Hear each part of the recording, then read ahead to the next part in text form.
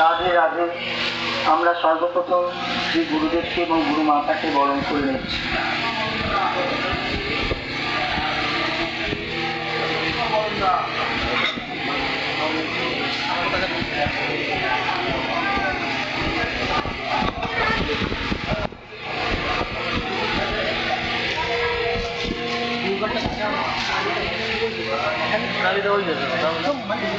দাও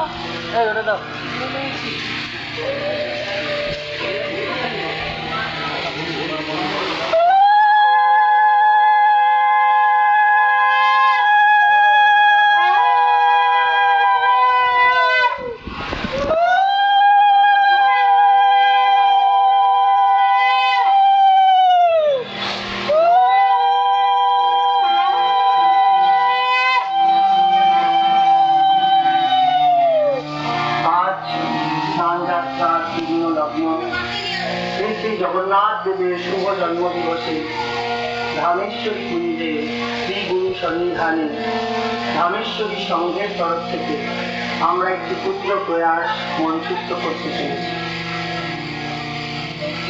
শ্রী গুরুর প্রেরণায় এই প্রয়াস মঞ্চস্থ করতে গিয়ে যদি আমাদের কোনো ত্রুটি থেকে থাকে তাহলে ভক্তগণ আপনারা নিজ গুণে মার্জনা করবেন এই প্রার্থনা। শ্রী শ্রী জগন্নাথ দেবের আবির্ভাব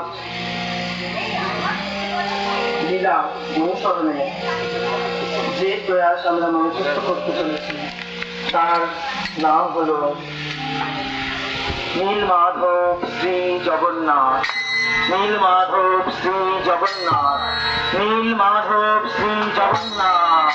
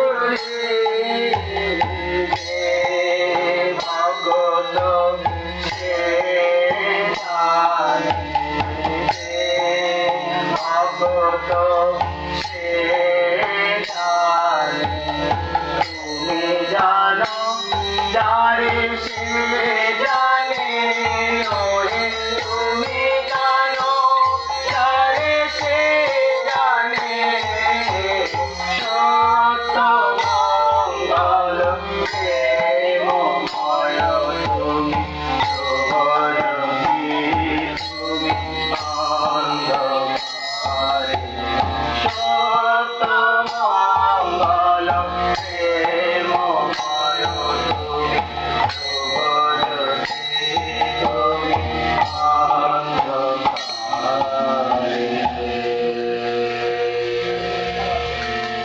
প্রণাম মহারাজ। আরে মন্ত্রীগণ, আসুন আসুন, আমি আপনারই অপেক্ষা করছি। বলুন মহারাজ। সেদিনে সেই দৈত্যিক ব্রাহ্মণের কাছ থেকে জেনেছি এই ধরাধামে ভগবান শ্রীহরি পরম মনোহর ও সুন্দর স্বরূপে বিরাজ করছে নীল মাধব রূপে। কিন্তু ওই তীর্থের কথা আমার অজানা। শুনেছি সে নাকি বড়ই রহস্যময়। আমি বড়ই ব্যাকুল হয়েছি তার দর্শনের জন্য। প্রভু কোথায় অবস্থান করছে সেই স্থান খুঁজে বের করতে হবে।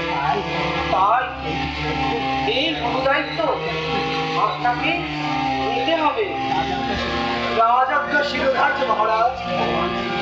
ভগবান শ্রী বিষ্ণুর সেবা কার্যে আমি নিমিত্ত মাত্রও হতে পারবো, সে তো আমার পরম সৌভাগ্যের কথা। তাহলে আর বিলম্ব করবেন না। নীল মাধবকে দর্শন না করা অবধি আমি মনে শান্তি পাচ্ছি না। আপনি শীঘ্রই যাত্রার আয়োজন করুন। যথাজ্ঞা মহারাজ।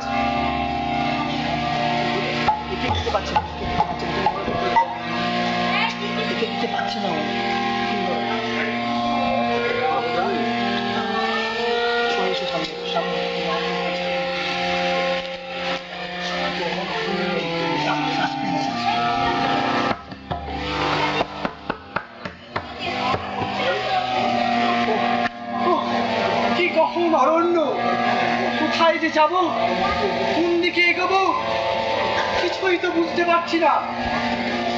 পথ হারালাম না তো? কোনো ঝলক প্রাণী নেই, কোনো লোক বসতি নেই।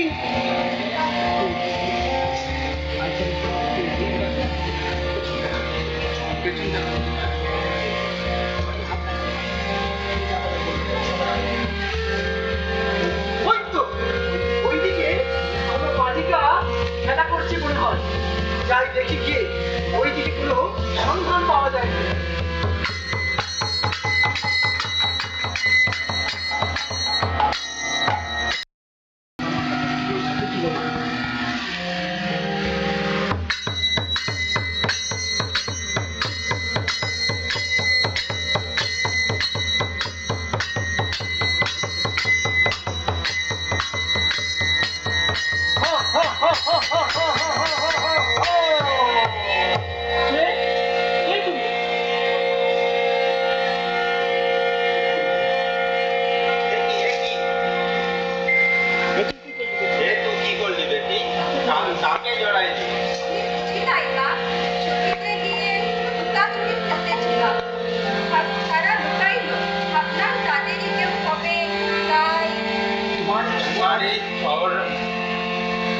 তোমার খবর রাজ্যের নিয়ম জানা নাই? বিদেশিটাকে জড়াইলি এই তোমারই অবস্থায় এখনই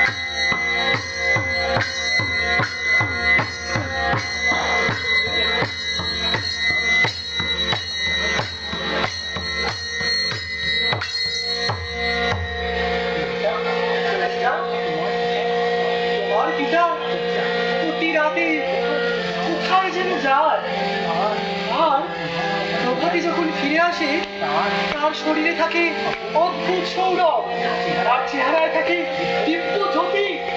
কি আশ্চর্য! ওদের বুদ্ধি না, এই যে কুলদেবতা আছে, বাপ রোজ তার পূজা করতে যায়। বড় জাগ্রত দেবতা সে। এই মানব কি বললে? ওই কুলদেবতার নাম নীলমাধব। জয় হোক, প্রভুর জয় হোক। আমার এতদিনের আশা মনে হয় আর সার্থক হলো। এই নীলমাধবের সন্ধানে আমি পথে পথে ঘুরেছি। প্রভুর দর্শনে আমাকে নিয়ে চলো ললিতা। তা তো হবে না। এই সকল রাজ্যের মানুষ ছাড়া সেখানে কারোর যাবার নিয়ম নাই। তবে তুই রাজ্যের জামাই, আমাকে বুঝে ওর যাবার ব্যবস্থা করবি।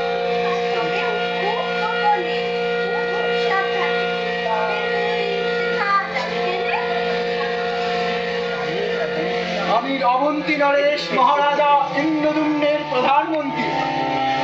আমার নাম প্রজাপতি। মহারাজের নির্দেশে আমি এইখানে এসেছি নীলমাধব দর্শন করতে, আর পরবর্তী সময় মহারাজকে এই নীলমাধব দর্শন করাতে আমাকে নিয়ে আসতে হবে। সে তো অসম্ভব। তাকেও কুলদেবতাকে চোখ দুইটা বেঁধে নিয়ে যাও।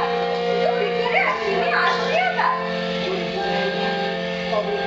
তবে কি হবে ললিতা? তোকে একটা জলি দিয়ে দেবো। তাকে সরিষা খাবো। ওখান থেকে তুই পথে সরিষা ছড়াইতে যাবি। আচ্ছা, তবে তাই হোক ললিতা। বাপেরও যাবার সময় হলো। চল, তোরও যাবার ব্যবস্থা কর। চলো চলো।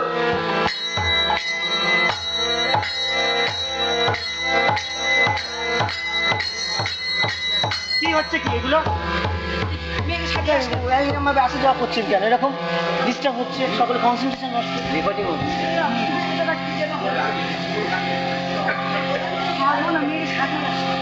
ভেতরেই থাকছে।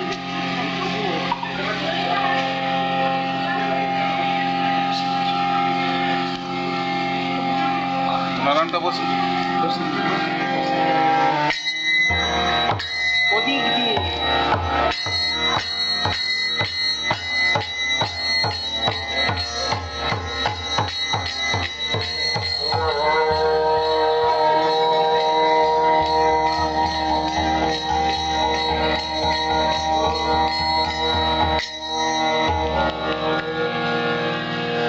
नमो ब्रह्मण्यदेवाय ॐ ब्राह्मणहिताय च जगदीशाय वृन्दाय गोविन्दाय नमः शङ्खचक्रं सपीतकुण्डलं स्थापितभद्रं परवीर्भीषणं साहारवक्षस्थलकौस्तुभस्त्रियं नमामि विष्णुं शिरसा चतुर्भुजम्।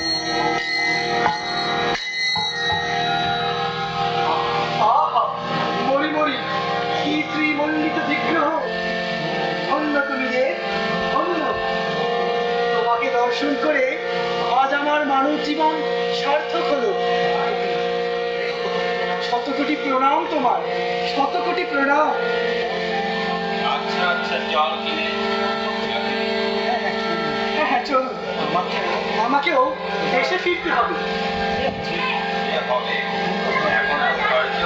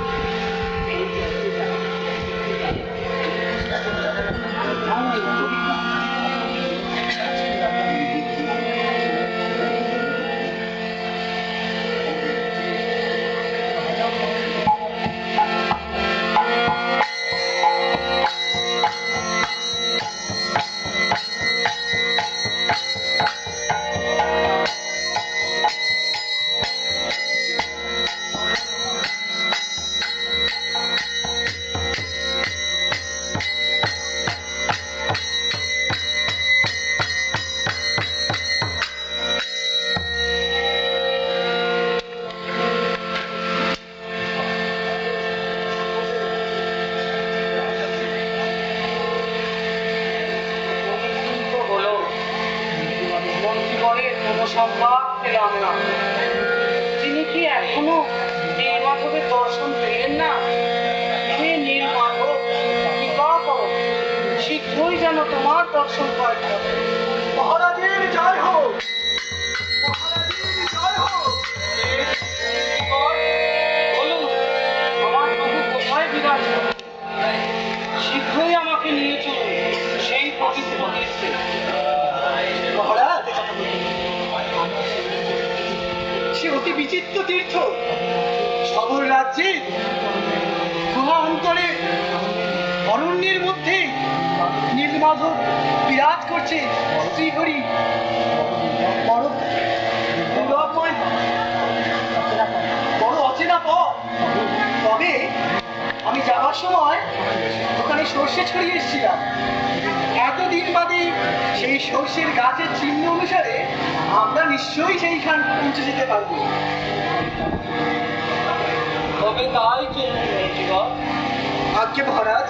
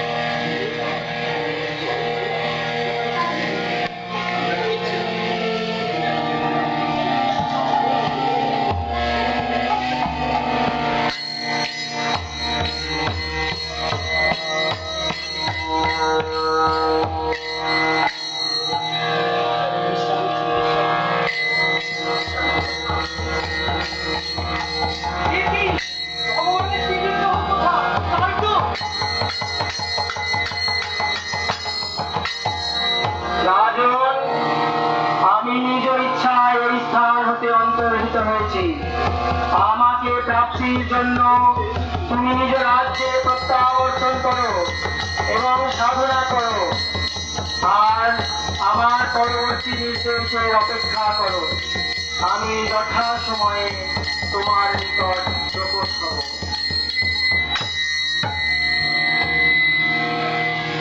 তোমার ইচ্ছাই পূর্ণ হোক প্রভু, তোমার ইচ্ছাই পূর্ণ হোক।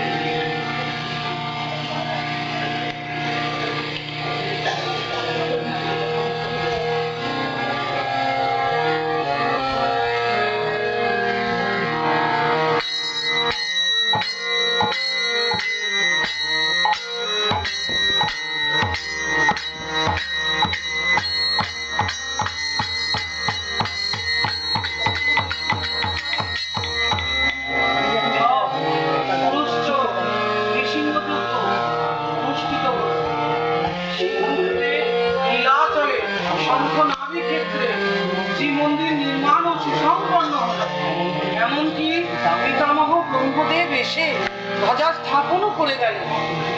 কিন্তু ঠাকুর, ওই তোমার দর্শন তো পেলাম না, তোমার দর্শন তো পেলাম না ঠাকুর। আর কত বিরহ দেবে ঠাকুর।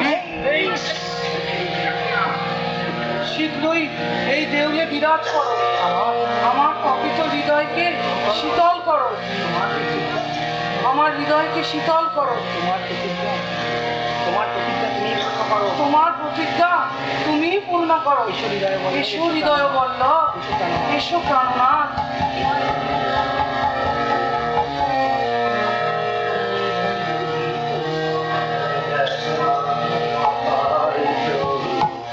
এবারে জীবনে তবে তোমায় আমি পাইনি, যেন সেই কথা মনে যেন ভুলে না যাই, না পাই স্মরণে তখন।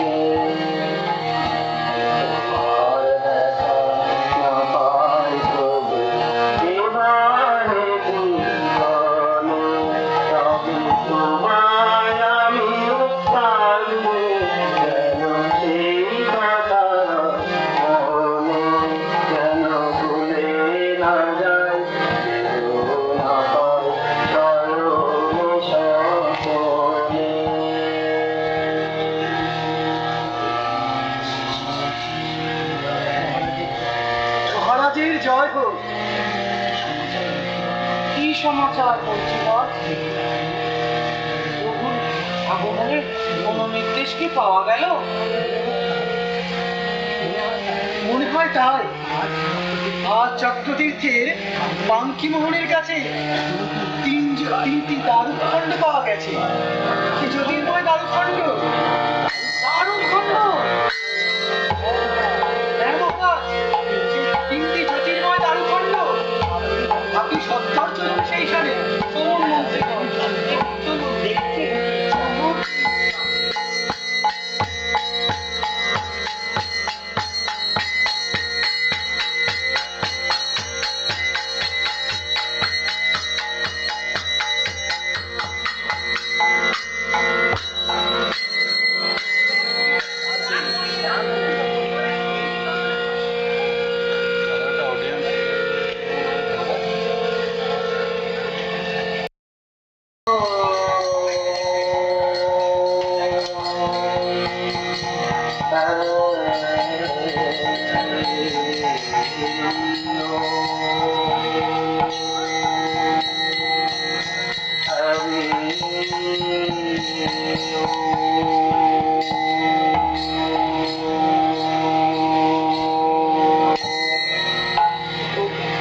প্রভু তো নির্দেশ বাণীতে বললেন যে এই তিনটি দারুখণ্ড হতে তিনি প্রকট হবেন, কিন্তু কবে, কিভাবে, শ্রী বিগ্রহই বা কিরকম হবে কিছুই বুঝতে পারছি না। কত কারিগরি তো এলো, কত প্রচেষ্টাই করলো, কিন্তু দারু স্পর্শ করা মাত্র তাদের যন্ত্র খণ্ড খণ্ড হয়ে গেল। আর কত পরীক্ষা নেবে ঠাকুর? প্রকট হও, প্রকট হও প্রভু, প্রকট হও। তোমার নিজের মহিমায়, তোমার আপন প্রতিজ্ঞায় তুমি প্রকট হও। জয় মহারাজের জয়, জয় মহারাজের জয়।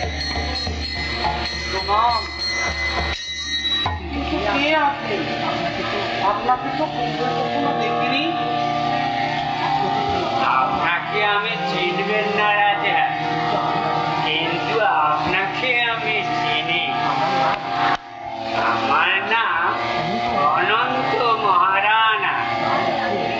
কাল রাতে ভগবান শ্রী বিষ্ণু আমাকে স্বপ্নে আদেশ করেছে যেন আমি এই তিনটি দারুখণ্ড হতে তাহার মূর্তি নির্মাণ করি।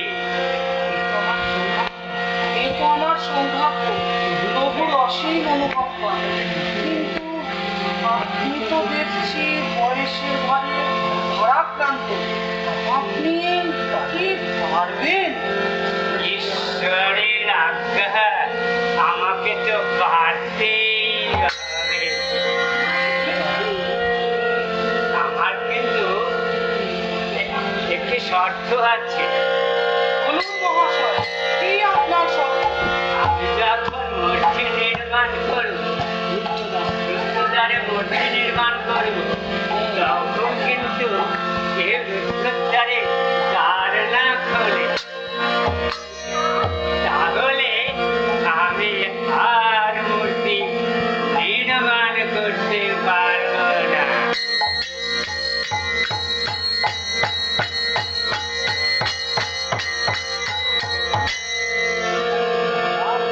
মহারাজ, আমার মনে হয় ওনার শর্ত আমাদের মেনে নেওয়াটাই ঠিক হবে। কারণ এ যেন প্রভুরই ইচ্ছা। ঠিক আছে, আপনার শর্ত মানতে আমি প্রস্তুত। তাহলে আপনি কার্যের শুভারম্ভ করুন। যে আজ্ঞা মহারাজ।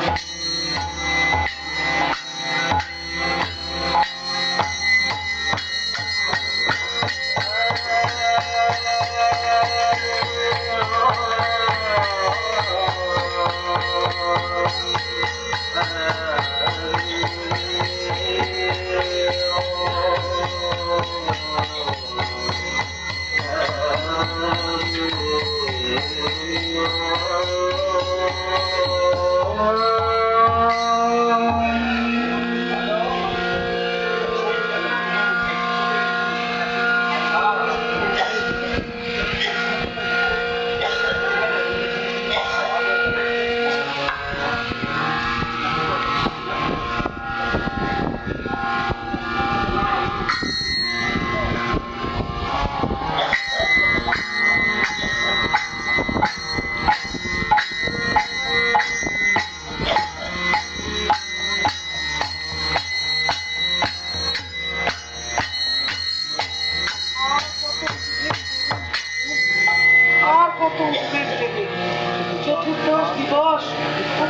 অতিক্রান্ত হয়ে গেল, এখনো মূর্তি নির্মাণ সম্পূর্ণ হলো না। আর ওই বৃদ্ধ মূর্তিকার তিনিও এখনো কক্ষের দ্বার খুলছেন না। কি জানি কোনো অঘটন ঘটলো না তো? স্বামী, আমার মনে হয় এক্ষুনি দ্বার মোচন করা উচিত, কারণ আমারও মনে শঙ্কা হচ্ছে। তবে এক্ষুনি দ্বার খোলা হোক মহারাজ। তাই ব্যবস্থা করুন, তাই ব্যবস্থা করুন।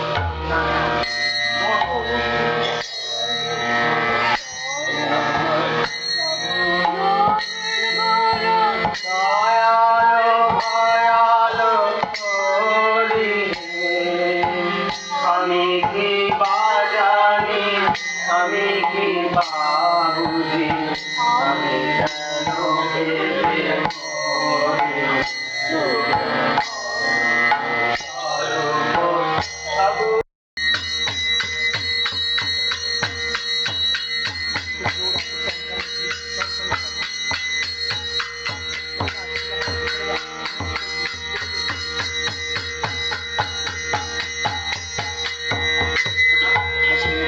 কোথায় কোথায় সেই মূর্তিকার? এ কি বিচিত্র মূর্তি! অসম্পূর্ণ মূর্তি! এ প্রভু, অপূর্ণ হলে কি হবে?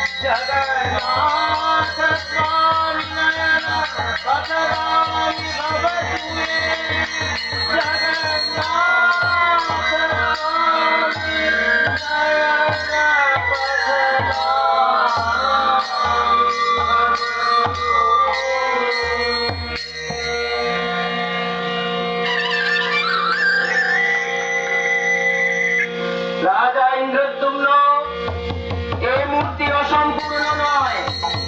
আমি স্বেচ্ছায় পূর্ণ চতুর্ধা বিগ্রহ রূপে এই মূর্তিতে প্রকট হলাম। পুরাকালে মৎস্য রূপে আমি দেবকে রক্ষা করেছি, কূর্ম রূপে সমুদ্র মন্থনে সহায়তা করে দেবতাদের অমৃত প্রদান করেছি। বরাহ, বামন, পরশুরাম, রাম, নৃসিংহ, বলরাম রূপে বারবার এ ধরায় আবির্ভূত হয়ে দুষ্ট দমন করে ধরিত্রীর ভার লাঘব করেছি। সেই আমি কলিযুগে নীলাচলে সুদর্শন সহ নীল জগন্নাথ, মা সুভদ্রা এবং ভব বলরাম রূপে চতুর্ধা মূর্তিতে ভক্তের সেবা গ্রহণের জন্য অনন্তকাল ধরে অবস্থান করব। তারপর যুগে শ্রীরাধার বিরহে আমি সমাধিস্থ রূপ ধারণ করে নারদের নিকট অঙ্গীকার করেছিলাম যে এই রূপে জগতের সকল ভক্তকে দর্শন দেব। তাই জগতের প্রতি কৃপা পরবশ হয়ে এবং তোমার সেবা গ্রহণের জন্য আজ হতে আমি বিরাজ করব ভক্তবৎসল দারু ব্রহ্ম নিরবাধ শ্রী জগন্নাথ রূপে, শ্রী জগন্নাথ রূপে।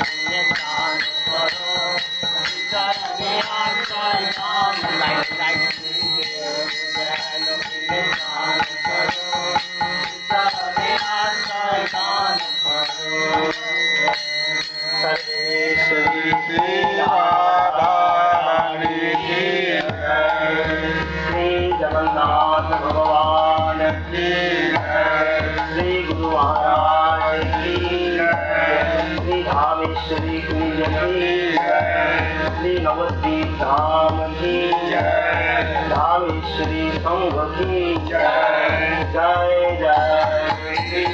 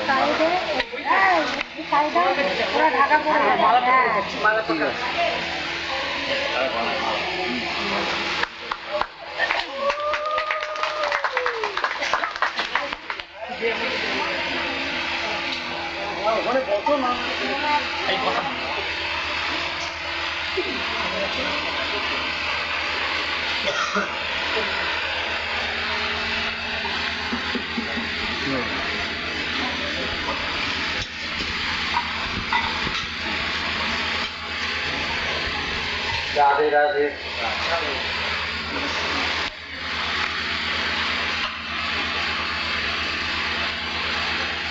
আমরা সকলেই সৌভাগ্যবান যে আমরা যেখানে বসে আছি, এই যে নবদ্বীপ ধাম, নবদ্বীপ ধামের স্বরূপ কি না? নবদা ভক্তিরও পীঠ নবদ্বীপ ভূমি।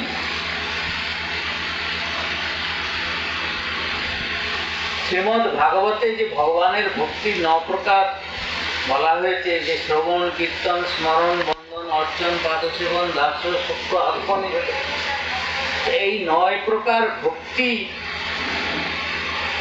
কলিযুগে এই নবদ্বীপ ধাম রূপে প্রকট হয়েছে। এবং এই ভক্তিকে জাগ্রত করার জন্য, ভক্তির প্রচারের জন্য স্বয়ং ভগবান রাধা ভাবে ভাবিত হয়ে এই নবদ্বীপ ধামে প্রকট হয়েছেন সেই নবদ্বীপ চন্দ্র গৌর সুন্দর রূপে। তো এই নবদ্বীপ ধামের স্বরূপ হচ্ছে বৃন্দাবনেরই অভিন্ন স্বরূপ। এবং গৌর সুন্দর এসে যখন এই প্রেম ভক্তি ধারা প্রচার করেছে, তো সেই ধারা প্রচার করতে গিয়ে দেখা যায় যে শ্রীমান মহাপ্রভু, এই যে আজ আমরা যাত্রাভিনয় দেখি, এই যাত্রাভিনয় প্রথম শুভারম্ভ করেন শ্রীমান মহাপ্রভু আজ থেকে 500 বছর আগে। হ্যাঁ, তিনি তার মাসি মেসো চন্দ্রশেখর এবং সর্বজার ভবনে সর্বপ্রথম কৃষ্ণলীলা অভিনয় সূচনা করেন। এবং সেই অভিনয়ের মাধ্যমে জগজ্জীব যাতে সহজে সেই ভগবত লীলা মর্ম অনুধাবন করতে পারে তার ব্যবস্থা করেছেন। তো সেই ভক্তিপ্রজ নবদ্বীপ ধামে আজ স্নানযাত্রার তিথি পরম পবিত্র আজকের দিনেই শ্রী জগন্নাথ মহাপ্রভু আবির্ভূত হয়েছিলেন। হ্যাঁ, এই যে স্নানযাত্রা যে হয়, জগন্নাথের আজ জন্মদিন। জগন্নাথের আবির্ভাব তিথিতে আমি আর কি বলবো, এখানে আমার সব ছেলেমেয়েরা সেই গঙ্গা দশহরা থেকে তাদের মধ্যে মহাপ্রভুই প্রেরণা জাগিয়েছেন। তারা অক্লান্ত ভাবে মহড়া দিয়ে পরিশ্রম করে তারা এই করেছে, এই কৃতিত্ব তাদেরই। তবে কি তারা পরিশ্রম করেছে? প্রেরণা মহাপ্রভু, স্বয়ং মহাপ্রভু কৃপা করে তাদের মধ্যে এই প্রেরণা দিয়েছেন। তাই আপনাদের সকলের কাছে বলি যে এই যে আজ শুভারম্ভ হলো এদের এই অভিনয়, এ যেন চলতে থাকে। আর এদের সবার জন্য প্রার্থনা করি, যাত্রা থিয়েটার অনেক অভিনয় হয়, সিনেমা সব কিছু হয়, তো তাতে যারা অভিনয় করে তারা জানে যে আমরা এই চরিত্র নই, এটা তাদের স্মরণ থাকে। কিন্তু আমাদের এই অভিনয়টা কিন্তু সে জাতীয় অভিনয় যেন না হয়। অভিনয়ের সঙ্গে সঙ্গে সেই ভাবকে ধারণ করা এবং প্রতিনিয়ত যার জন্যে অভিনয় করছো, যার প্রসঙ্গে অভিনয় হচ্ছে, আমি দেখেছি এদেরও খাওয়া দাওয়া ভুলে এরা সর্বক্ষণই সেই নীলমাধব জগন্নাথ চিন্তন করেছে। তো এই চিন্তন যেন চলতে থাকে, সবার হৃদয়ের মধ্যে যেন সেই তার অধিষ্ঠান হয়, তবেই তোমাদের অভিনয় করা সার্থক হবে এবং তোমাদের মধ্যে দিয়ে প্রকৃত সেই ভাব ব্যক্ত হবে। আজ তো প্রথম প্রচেষ্টা, সেই জন্য আজ বেশি কিছু বললাম না। কিন্তু আরো তোমাদের কঠোর অনুশীলন করতে হবে এবং সব সময় মনে রাখতে হবে যে এটা ভক্তির অনুষ্ঠান, এটা কোনো সাধারণ নভেল নাটকের ব্যাপার নয়, এটা ভগবানেরই সেবা। এর মাধ্যমে ভগবানেরই সেবা করতে হবে এবং তোমাদের মধ্যে অভিনয় এমন করবে যা দেখে লোকের মধ্যে সেই বস্তু জাগ্রত হয়ে যাবে। তো এইটাই প্রার্থনা করি। যারা জগন্নাথের শুভ জন্মতিথিতে নীলমাধব দর্শন করলেন, জগন্নাথের আবির্ভাব প্রসঙ্গ তো আমরা অভিনয়ের মাধ্যমেই জানতে পারলাম। তো শ্রী জগন্নাথ মহাপ্রভু কৃপা করুন যেন সচল জগন্নাথ, যে নবদ্বীপ চন্দ্র, যে নবদ্বীপ ধাম ভগবানের সবচেয়ে প্রিয় কলিযুগে, তো সেই ধাম আজ তার স্বরূপ হারিয়ে যেতে বসেছে। তো সেই ধাম আবার প্রকট হোক, আবার সেই ভক্তিভাবের জোয়ার আসুক, তামসিকতা, অন্ধ তামসিকতা দূরে যাক, আবার মহাপ্রভুর প্রকাশ হোক, সবার হৃদয় কন্দরে, সদা হৃদয় কন্দরে স্ফুরতু ব শচীনন্দন, সবার হৃদয় মধ্যে শচীনন্দন গৌর সুন্দর প্রকাশিত হন, এই প্রার্থনা। জয় রাধে।